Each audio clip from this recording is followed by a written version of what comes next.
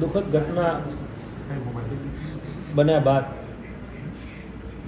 રાજ્ય સરકારના પણ નિર્દેશ મુજબ સૌ પ્રથમ વખત જેટલા ગેમિંગ ઝોન હતા એ ગેમિંગ ઝોન જે ફાયર એનઓસી વગરના હતા, સરકારી ધારાધોરણ મુજબના ન હતા, તેની સામે કાર્યવાહી કરવાની કોર્પોરેશને પૂર્ણ કરી છે. આવા તમામ ગેમ ઝોનને સીલ કરી દેવામાં આવેલા છે. ત્યાર પછી છેલ્લા 2 દિવસથી આપણે રાજકોટ મહાનગરપાલિકા વિસ્તારની અંદર જ્યાં મોટા પાયામાં લોકો એકત્રિત થઈ શકે છે તેવી એસેમ્બલી પ્રકારના જેટલા યુનિટ છે એમાં ઝુંબેશના રૂપમાં તપાસણી હાથ ધરી છે. મહાનગરપાલિકામાં કુલ 18 વોર્ડ છે. તે 18 વોર્ડમાં વોર્ડ ઓફિસર, ફાયરના અધિકારી, પ્લાનિંગ ડિપાર્ટમેન્ટના અધિકારી, પોલીસ, શિક્ષણ વિભાગ, ડૉક્ટર વગેરેની ટીમ બનાવી અને હોસ્પિટલ, ટ્યુશન ક્લાસીસ, સ્કૂલ, આવા એકમો, થિયેટર, મલ્ટીપ્લેક્સીસ, ઓડિટોરિયમ, મોલ, તેની ચકાસણી ચાલુ છે. ખાસ કરી અને એમાં ફાયર એનઓસી મેળવવામાં આવેલી છે, ફાયરને કમ્પ્લાયન્ટ ઇક્વિપમેન્ટ છે, બીયુ પરમિશન મેળવવામાં આવી છે. આવી બધી બાબતોની તપાસ થઈ રહી છે. ગઈકાલે અને આ 2 દિવસની અંદર લગભગ 41 જેટલા એકમોને સીલ કરવામાં આવ્યા છે. 200 જેટલાથી વધારે એકમોની તપાસણી કરવામાં આવી છે અને આજે પણ સવારથી આ તપાસણીની ઝુંબેશ ચાલુ છે. એ પણ આ તપાસણી જે ઝુંબેશ ચાલે છે તો આ ક્રિસ્ટલ મોલનું આપણે ઉદાહરણ આપ્યું છે. આ જ મોલ તથા આવા પ્રકારના અન્ય પણ મોલ હશે, એ પણ તપાસણીના દાયરામાં આવશે. અને મેં કીધું એવી રીતની તમામ ઝીણવટપૂર્વક તપાસ થશે અને કોઈપણ પ્રકારનું નોન કમ્પ્લાયન્સ હશે તો એમાં પણ સીલ કરવામાં આવશે અને આગળની નિયમો અનુસારની કાર્યવાહી કરવામાં આવશે. આવી તો કોઈ હજુ રજૂઆતો અમને મળી નથી અને જ્યારે મેં આપને અગાઉ પણ કીધું એ રીતે કે જ્યારે સીલ કર્યા પછી જે એકમો સરકારના ધારાધોરણો મુજબ અરજી કરશે, અમને ફાયર એનઓસી મેળવવા માટે અરજી કરશે, તો એની ફાયરના કાયદા મુજબ ચકાસણી કરવામાં આવશે.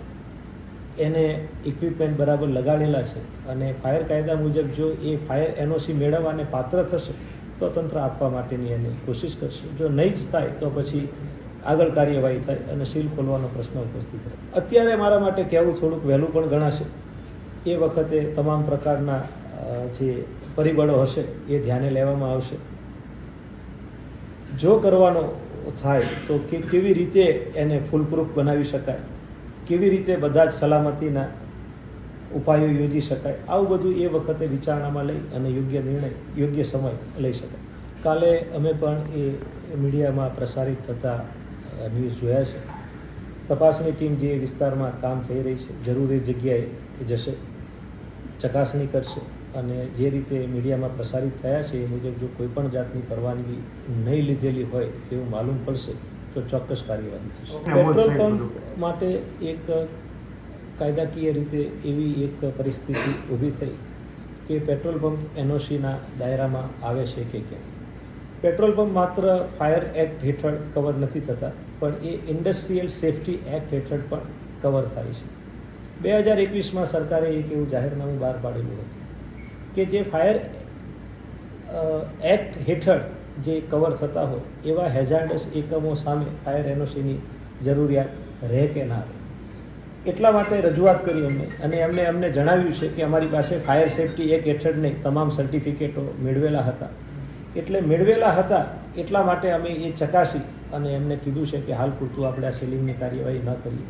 પણ તેમ છતાંય હજુ અમે સરકાર પાસેથી એની સ્પષ્ટતાઓ મેળવી રહ્યા છીએ કે આ ફાયર સેફ્ટી એક્ટ મુજબ એમને પ્રમાણપત્રો મેળવેલા હોય તેમ છતાં ફાયર એનઓસી મેળવવાની થાય કે કેમ. જો સરકાર દ્વારા જે રીતે અમને માર્ગદર્શન મળશે એ રીતે ભવિષ્યમાં આગળ કાર્યવાહી થશે. સમગ્ર પ્રકરણે આપે જણાવ્યું એ રીતે એક પોલીસ તપાસ થઈ રહી છે અને સરકાર દ્વારા ઉચ્ચ સ્તરીય જે સમિતિની રચના થઈ છે તેઓ દ્વારા પણ તપાસ થઈ રહી છે. તપાસણીના સમયગાળા દરમિયાન પોલીસ દ્વારા 4 થી 5 અધિકારીઓની અટકાયત કરવામાં આવી છે. એની સામે જે ફોજદારી કાર્યવાહી કરવાની થશે. પણ જ્યાં સુધી મહાનગરપાલિકાને લાગે વળગે છે ત્યાં સુધી એમની સામે શિસ્ત અને અપીલ મુજબની કાર્યવાહી કરવાની થાય. એ જ્યારે રિપોર્ટ અમારી પાસે આવશે, ઉચ્ચ સ્તરીય કમિટીનો પણ રિપોર્ટ આવશે અને જે ક્રાઇમ બ્રાન્ચ તપાસ કરી રહી છે, એસીબી પણ તપાસ કરી રહી છે, એનો પણ જ્યારે અમારી પાસે રિપોર્ટ આવશે ત્યારે રિપોર્ટને ધ્યાને લઈ અને જરૂર મહાનગરપાલિકા આગળની મિલકતને ટાંચમાં લેવું એ અપીલ અને કંડક્ટ રૂલ્સનો પરવ્યુ નથી. એ કાયદાકીય અને ફોજદારી કાયદાનો પરવ્યુ છે.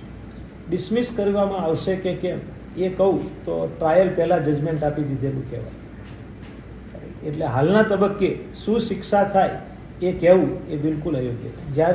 જ્યારે અમારી પાસે લેખિત અમને જાણ કરવામાં આવશે કે આપના કર્મચારી કે અધિકારી કસ્ટડીમાં આ તારીખથી લેવામાં આવેલા છે, ત્યાર પછી એ કાર્યવાહી કરવા માટેનો પ્રસંગ ઉપસ્થિત થશે. સાંજ સમાચાર ફેસબુક પેજને લાઇક કરો, વિડીયો શેર કરો અને વધુ વિગતવાર સમાચાર માટે sanssamachar.net વિઝિટ કરો.